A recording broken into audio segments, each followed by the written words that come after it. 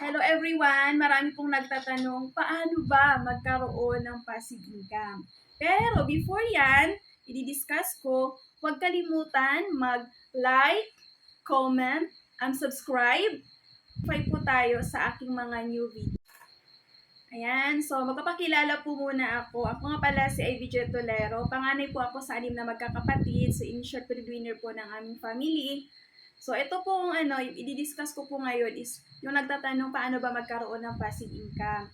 So ngayon po, actually, before ko po ito nakita, empleyada ako noon for 7 years. So alam naman natin, pag empleyada tayo, hindi tayo habang buhay malakas magtatrabaho, tama. So hindi talaga maiwasan na nagkakasakit tayo, tama. So ngayon, nag-ano ako na, ang tagal ko na nagtatrabaho, tapos pag nagkasakit, alam naman natin, no work, no pay. So ngayon po nagdasal at pinakita itong opportunity sa isang hindi ko po kakilala. So kapatid po siya ng kaibigan ko. Dati po siyang assistant principal with masteral degree.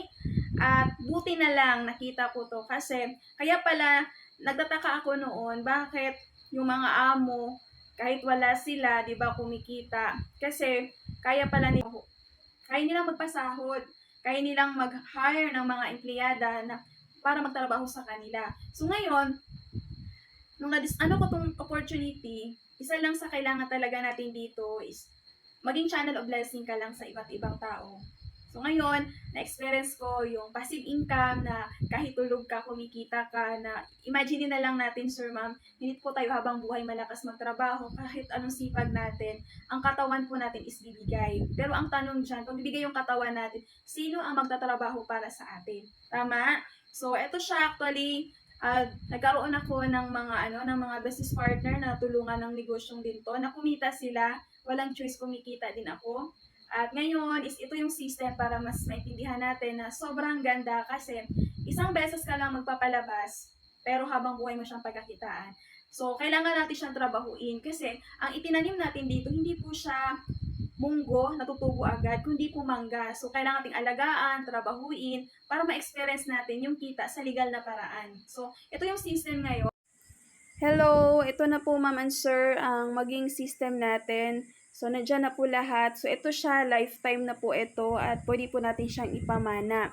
So, ipapakita ko yung sinasabi ko ng passive income na hindi po ako ang gumagamit ng system kasi dito, pag once nag-avail ka na is mayroon ka na mga ticketing, loading, 'di ba, remittance, insurance. So ngayon, ipapakita ko ngayon yung passive income. Yan po, 'di ba? Makikita nyo ngayon diyan sa reports kasi kung magbi-business ka, 'di ba, kadalasan nga sa negosyo pag once iba ang nagbabantay, nandiyan yung kupit.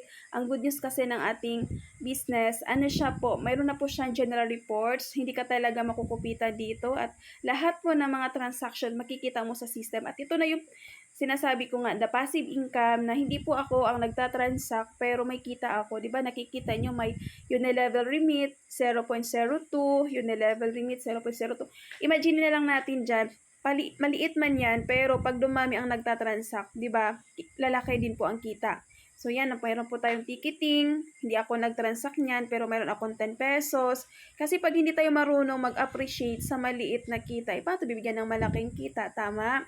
Pero, yan po is pagdadami yan, lalaki po yan. So, yan po yung mga kinita na kahit tulog ako, kahit nagkakasakit ako, pero may pasok na kita na kahit wala po akong ginagawa. So, di ba maganda o sobrang ganda?